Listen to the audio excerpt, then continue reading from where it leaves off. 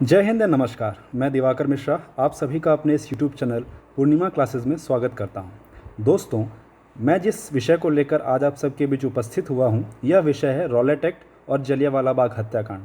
जैसा कि सभी एग्जाम्स की तैयारी करने वाले विद्यार्थी इस बात से परिचित हैं कि रॉलेट एक्ट और जलियांवाला बाग हत्याकांड आधुनिक भारत के इतिहास का एक हिस्सा है। हम सभी को यह मालूम है कि भारतीय इतिहास 3 महत्वपूर्ण हिस्सों में डिवाइड किया गया है, that is ancient India, medieval India and modern India. So ये रॉलेट एक्ट और जलियांवाला बाग हत्याकांड मॉडर्न इंडिया का एक पार्ट है।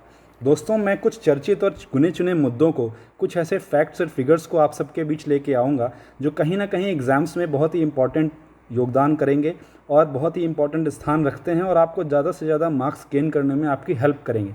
अगर ये कंटेंट आपको अच्छा लगे, इससे आपको कुछ नॉलेज मिले और आपको लगे कि मैंने एक सही और सुनिश्चित कंटेंट आपको इस प्रोग्राम या इस पीपीटी के थ्रू दिया है, तो आप मेरे चैनल को लाइक करें, सब्सक्राइब करें, जिससे मेरे जैसे लोगों को ऐसे और वीडियो बनाने का प्रोत्साहन मिले और कहीं ना कहीं हम भी आगे बढ़ें। Thank you very much. चलते हैं, डिस्कस करते हैं टॉपिक जो कि है रॉलेट एक्ट और जलियांवाला बाग हत्याकांड। दोस्तों, सबसे पहले ये जानते हैं कि यह रॉलेट एक्ट क्या था, यह भारत में क्यों आया और इसके क्या परिणाम हुए। दोस्तों, यह रॉलेट एक्ट भारत में बेसिकली मार्च 1919 में आया था।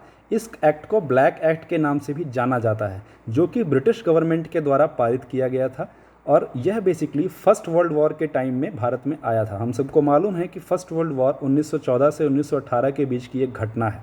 दोस्तों, फर्स्ट वर्ल्ड वॉर में ब्रिटेन का इन्वॉल्वमेंट अच्छा खासा था, क्योंकि उन दिनों भारत में युवा क्रांतिकारियों की संख्या बढ़ती जा रही थी और कहीं ना कहीं ब्रिटिश गवर्नमेंट को इस बात का डर था कि अगर इसी तरीके से ये सारे रिवॉल्ट्स होते रहे, कॉन्स्पिरेसी होती रही, तो कहीं भारत हमारे हाथों से छिन न जाए। इसीलिए वो रॉलेट एक्ट नाम का एक प्रावधान भारत में लेके आए, जिसकी वजह से उन्होंने बहुत सारे यंग क्रांतिकारियों को जेलों में पकड़ पकड़ करके बंद कर दिया, जिसकी ना ही कोई सुनवाई हुई और ना ही कोई एक्शन हुआ। काफ़ी दिनों तक वो जेलों में बंद रहे और इससे काफ़ी फ़ायदा हुआ ब्रिटिश गवर्नमेंट को। बेसिकली इस एक्ट का नाम रॉलेट एक्ट इसलिए पड़ा क्योंकि जिस जज की अध्यक्षता में यह एक्ट लाया गया था वह थे सर सिडनी रॉलेट। जानते हैं कि रॉलेट एक्ट था क्या। दोस्तों, रॉलेट एक्ट को जिस अलग दूसरे नाम से भी जाना जाता है, that is anarchical and revolutionary crimes act 1919। यह बेसिकली मार्च 1919 में इंपीरियल लेजिस्लेटिव काउंसिल के द्वारा पारित किया गया था, जो कि ब्रिटेन की लेजिस्लेटिव काउंसिल है। हम सभी को मालूम है कि ब्रिटेन में 2 तरीके के हाउसेज होते हैं, एक होता है लोअर हाउस और एक होता है अपर हाउस। लोअर हाउस को वहाँ पर जिस नाम से जाना जाता है वो है हाउस ऑफ कॉमन्स और अपर हाउस को हाउस ऑफ लॉर्ड्स। जैसा कि हमारे यहाँ लोअर हाउस है लोकसभा और अपर हाउस है राज्यसभा। बेसिकली ये जो रॉलेट एक्ट था, ये ब्रिटिश गवर्नमेंट में को ये पावर देता था, या ये कहें कि ब्रिटिश एडमिनिस्ट्रेट टेरिटरी में जो भी ब्रिटिश आर्मी थी उसको ये पावर देता था कि किसी भी सस्पेक्टेड इंसान को वो पकड़ें और जेल में बंद कर दें। और मिनिमम जो सज़ा थी वो थी 2 साल, यानी कि कम से कम 2 साल के लिए आप जेल में ही रहेंगे, आपका ट्रायल नहीं होगा। ट्रायल नहीं होने से आप मतलब समझ रहे हैं, ना ही आपकी जज के सामने पेशी होगी और ना ही आप अपनी बात को उसके सामने रख पाएंगे और ना ही आप जेल से बाहर आ सकते हैं। कुल मिलाकर ये कह सकते हैं कि ये एक्ट एक ऐसा एक्ट था जिसकी वजह से ब्रिटिश आर्मी को ये पावर मिली कि वो किसी को भी संदेह के बिना पर गिरफ्तार करें और जेल में बंद कर दें। हालांकि ये जब act British imperial legislative assembly में लाया गया था, उस समय इसका काफ़ी अपोजिशन हुआ था। हमारे भारत के बहुत सारे लोग जो उस समय इंपीरियल लेजिस्लेटिव का हिस्सा थे, जैसे कि मोहम्मद अली जिन्ना, मदन मोहन मालवीय, मज़हरुल हक, इन सभी ने इस एक्ट का विरोध किया था। जब फिर भी यह एक्ट जब वहाँ पर पारित हो गया, तो इन सभी ने इस एक्ट के पारित होने में का विरोध जताया और अपनी उस पोस्ट से, जिस पोस्ट पर भी वहाँ पर थे, उससे रिज़ाइन दे दिया।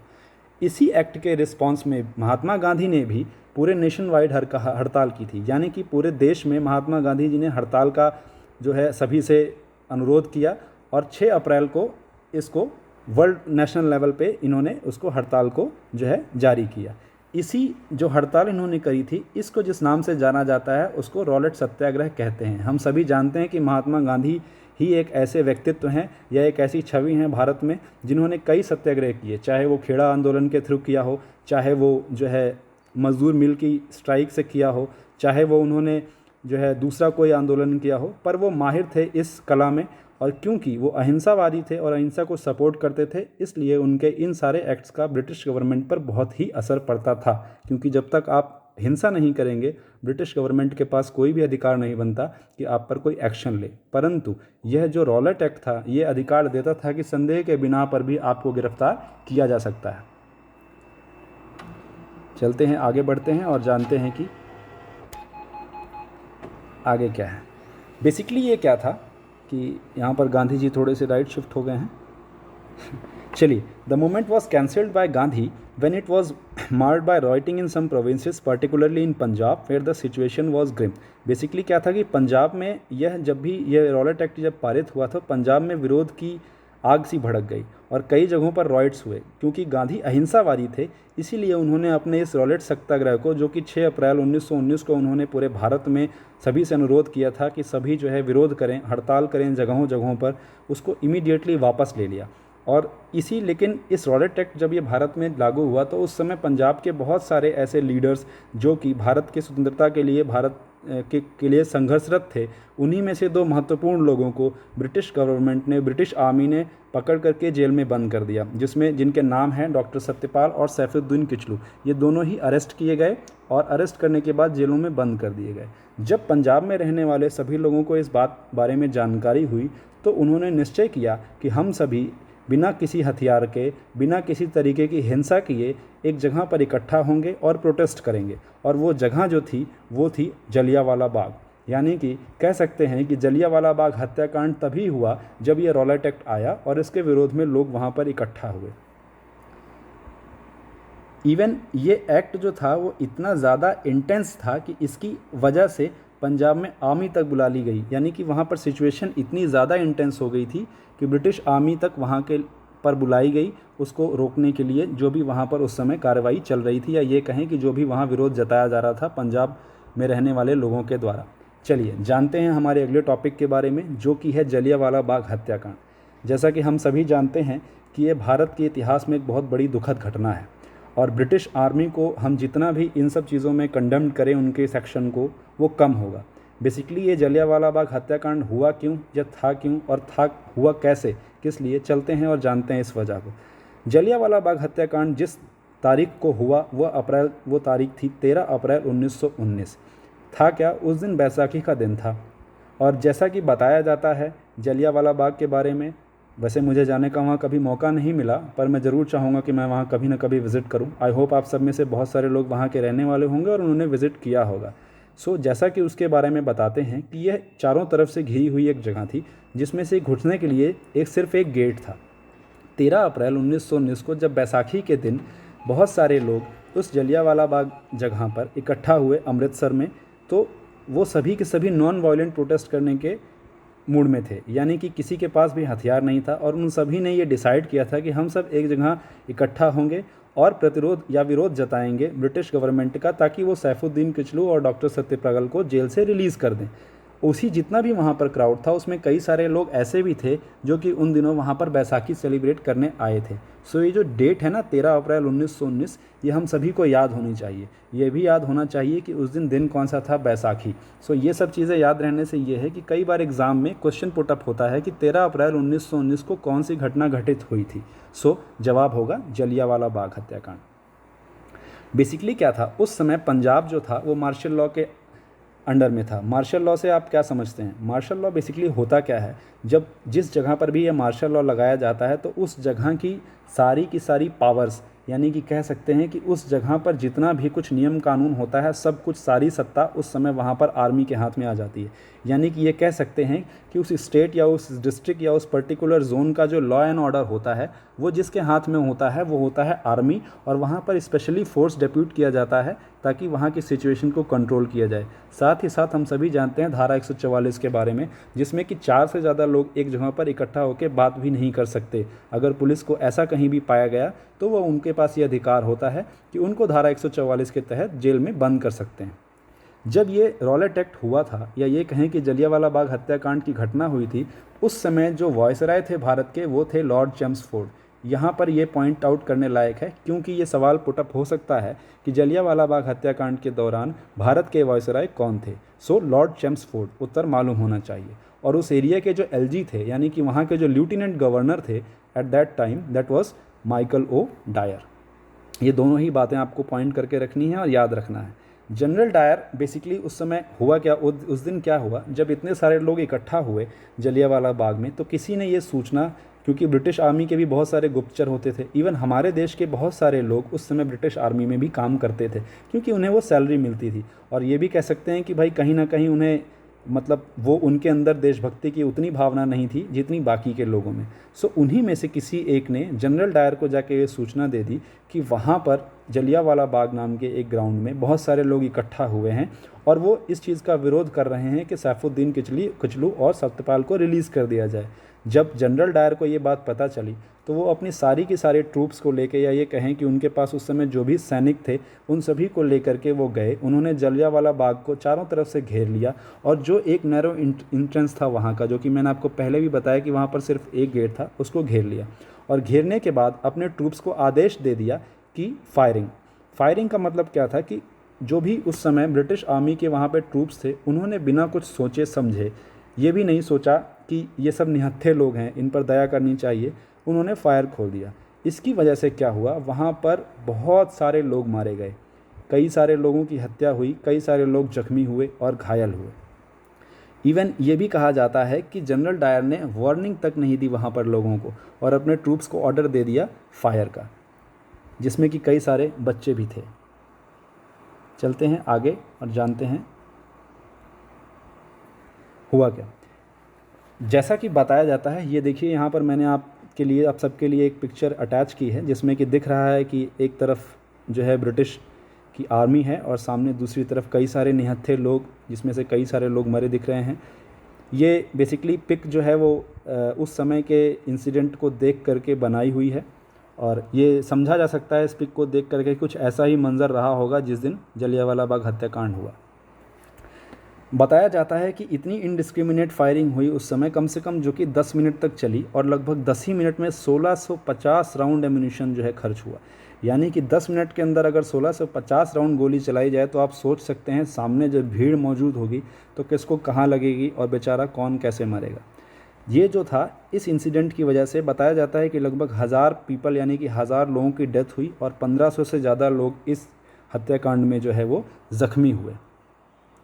दोस्तों, जब ये हत्याकांड हुआ तो इस हत्याकांड के बाद भारत में जितने भी उस समय जो पहुँचे हुए लोग थे, जैसे कि महात्मा गांधी, रविंद्रनाथ टैगोर या और भी लोग जो उस समय बहुत ही जो है मतलब जाने माने लोग थे, उन सभी लोगों ने इसका विरोध किया। इवन रविंद्रनाथ टैगोर और महात्मा गांधी के बारे में तो ये तक कहा गया कि इन्होंने अपनी उपाधियां जो कि इन्हें ब्रिटिश गवर्नमेंट से मिली हुई थी, जैसे कि जो है रविंद्रनाथ टैगोर को नाइटहुड की उपाधि मिली हुई थी, उन्होंने अपनी यह उपाधि वापस कर दी। गांधी जी को केसरे हिंद की उपाधि मिली हुई थी, इन्होंने अपनी वो भी उपाधि वापस कर दी। और बेसिकली गांधी जी को ये उपाधि कब मिली थी, बोअर वॉर में, जब साउथ अफ्रीका में ये वॉर हुआ था तब उन्हें केसरी हिंद की उपाधि दी गई थी।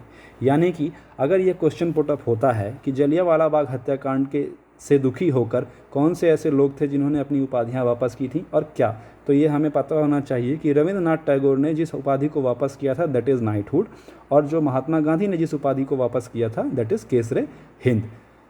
उसके बाद क्या हुआ कि गांधी और बहुत सारे लोग जो युवा वर्ग के थे, या ये कहें कि जो बहुत ही पहुँचे हुए लोग थे जिनकी बात ऊपर ब्रिटिश गवर्नमेंट में सुनी जाती थी, उन्होंने ब्रिटिश गवर्नमेंट से अपील करी कि ये जो हत्याकांड हुआ है इसकी सुनवाई होनी चाहिए। इस सुनवाई को सुनते हुए ब्रिटिश गवर्नमेंट ने एक कमीशन भारत में नियुक्त किया जिसका नाम आप सबको मालूम होना चाहिए, और वो है Hunter commission. Basically Hunter commission Bharat में 2 बार आया था। एक जो है वो जलियांवाला बाग हत्याकांड की इंक्वायरी के लिए, और दूसरी बार जब ये हंटर कमीशन आया था वो था शिक्षा से रिलेटेड। ये लगभग 1880 से 1885 के बीच में भारत में आया था। सो ब्रिटिश गवर्नमेंट ने हंटर कमीशन को भारत में अपॉइंट किया, ये जो मसकर हुआ था यानी कि ये जो हत्याकांड हुआ था इसकी इंक्वायरी के लिए। हालांकि क्योंकि हम ये कह सकते हैं कि क्योंकि हंटर कमीशन भेजा गया ब्रिटिश गवर्नमेंट के द्वारा ही था और उसमें शामिल होने वाले सभी लोग जो उस आयोग के सदस्य थे वो सभी के सब ब्रिटिशर्स थे, सो ऑब्वियसली वो उनका ही सपोर्ट करेंगे। जबकि हंटर कमीशन ने जो है इसका जो एक्ट था यानी कि जलियांवाला बाग हत्याकांड था, इसको इवन कंडेम्ड किया। हंटर कमीशन ने इसको कंडेम तो किया है क्योंकि ऑब्वियसली हत्या हुई थी, तो ये तो कह नहीं सकता था कि ये डिसीजन सही था, पर हंटर कमीशन ने किसी भी तरीके का कोई भी डिसिप्लिनरी एक्शन जो है जनरल डायर के अगेंस्ट में नहीं लिया। और ये कह सकते हैं कि जनरल डायर जो थे वो पूरे के पूरे इस जो हत्याकांड का इतना बड़ा इन्होंने क्राइम किया था, इससे ये अछूते रहे, या ये कहें कि इनको किसी भी तरीके की कोई सज़ा नहीं मिली। इवन वो अपनी आर्मी में जो ड्यूटीज़ उनकी थी उसके लिए वो 1920 में उनको दोबारा रिलीव कर दिया गया है, यानी कि वो 1920 में दोबारा अपने पद पर वापस आ गए और उन्होंने अपनी ड्यूटीज़ ब्रिटिश गवर्नमेंट के लिए शुरू कर दी। जैसा कि हम देख पा रहे हैं कि अगला जो आपके सामने इस समय स्लाइड है that is related to the Udham Singh. Udham Singh का क्या जो है रिलेशन था इससे? बेसिकली था क्या कि ये कहा जाता है कि जब जिस समय ये जलियांवाला बाग हत्याकांड हुआ था उस समय उधम सिंह भी वहाँ उस ग्राउंड में मौजूद थे और उनके सामने ही ये घटना घटित हुई थी। उधम सिंह बेसिकली बहुत ही कह सकते हैं कि एक उग्र स्वभाव के व्यक्ति थे, जिनका कि जन्म 26 दिसंबर 1899 को पंजाब में हुआ था, और ये जिस पार्टी से बिलोंग करते थे वो थी गदर पार्टी।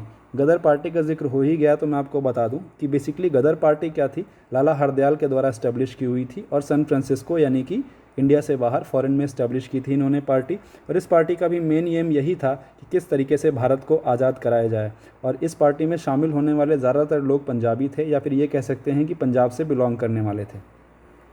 उधम सिंह को इसमें जैसा कि आप देख पा रहे हैं कि शहीद आज़म करके भी बुलाया जाता है। अब इन्हें ये क्यों बुलाते हैं ये पता चलेगा कि इन्होंने ऐसा क्या काम किया था जिनकी वजह से इनको शहीद आज़म सरदार उधम सिंह के नाम से जाना जाता है।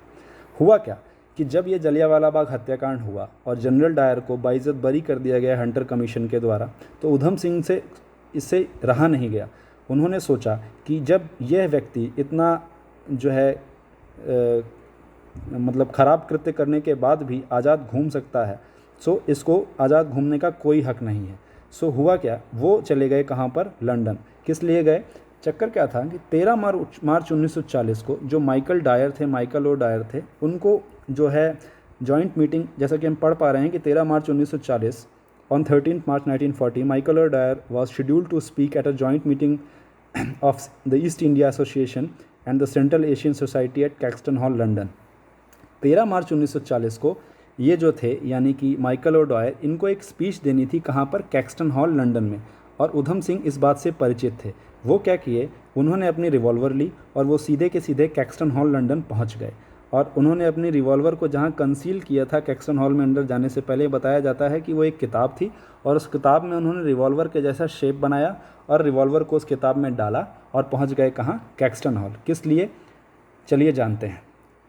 जब वहाँ पर मीटिंग ख़त्म हुई, यानी कि जनरल ओ डायर का जो है स्पीच ख़त्म हुआ, सो इमीडिएट क्या किया, उधम सिंह ने अपनी पिस्टल निकाली और तुरंत ही गोली चला दी। किसके ऊपर? जनरल डायर के ऊपर। कई सारी गोलियां चलाई, बताया जाता है कि जिसमें जनरल डायर को गोली लगी और साथ ही साथ वहाँ पर और भी बहुत सारे लोग थे जिनको गोलियां लगीं, कुछ ज़ख्मी हुए, पर बताया जाता है कि जनरल ओ डायर को गोली लगने की वजह से एक्सपायर हो गए।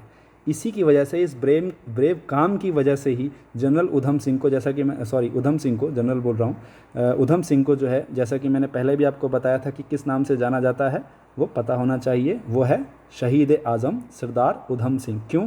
क्योंकि उन्होंने जलियांवाला बाग हत्याकांड के मेन अपराधी, जैसा कि हम तो अपराधी कह ही सकते हैं क्योंकि हमारे लिए उन्होंने कई सारे लोगों का मर्डर किया था, या कह सकें कई सारे लोगों की हत्या की थी, सो अपराधी तो वो था ही। सो उनको जो है मौत की सज़ा सुनाई बाय फायरिंग, या ये कहें कि पिस्टल से उनको गोली मार करके उनको उनकी हत्या करने की वजह से ही उन्हें जो है इस नाम से जाना जाता है। क्योंकि ये मतलब जो अभी उधम सिंह हैं, इन्होंने मर्डर किया था, इसलिए इनको जो है वो फांसी की सज़ा सुनाई गई। और 13 जुलाई 1940 को उधम सिंह को जहाँ पर फांसी दी गई वो थी पेंटोनविले प्रिजन। पेंटोनविले प्रिजन का मैंने आपको यहाँ मैप भी अटैच किया है, जिसको कि हम थोड़ा सा जूम करके देख सकते हैं। ये एक इमेज है जो कि बताते हैं कि पेंटोनविले प्रिजन कुछ ऐसी दिखती है, जहाँ पर 13 जुलाई 1940 को उधम सिंह को जो है वो फांसी की सज़ा दी गई थी। सो दोस्तों, इस पूरे लेक्चर के दौरान हमने जितनी जो चीज़ें सीखी जानी वो थी कि रॉलेट एक्ट क्या था, रॉलेट एक्ट भारत में कब आया, क्यों आया, और कैसे रॉलेट एक्ट इम्प्रिजन, या फिर ये कह सकें कैसे रॉलेट एक्ट को भारत के अंदर मतलब अप्लाई करने के बाद जलियांवाला बाग हत्याकांड जैसा इंसिडेंट हुआ, और उस इंसिडेंट की वजह से ही उधम सिंह प्रेरित हुए, और प्रेरित होने के बाद उन्होंने जनरल डायर की हत्या करी, जिसकी वजह से उन्हें फांसी की सज़ा सुनाई गई। सो दोस्तों, इस पूरे लेक्चर के दौरान अगर आपको अच्छा कंटेंट मिला हो, अच्छी जानकारी मिली हो और आप कहीं ना कहीं रॉलेट एक्ट और उससे संबंधित सारी जानकारी पाने में समर्थ रहे हों, तो प्लीज़ मेरे चैनल को लाइक करें, सब्सक्राइब करें और शेयर करें अपने दोस्तों के बीच में, ताकि मुझे सपोर्ट मिले और मैं इस तरीके के और सारे वीडियोज़ बनाऊँ और आप सबके बीच दोबारा हाजिर हूँ किसी अच्छे से टॉपिक और मुद्दे को लेकर। धन्यवाद एंड जय हिंद।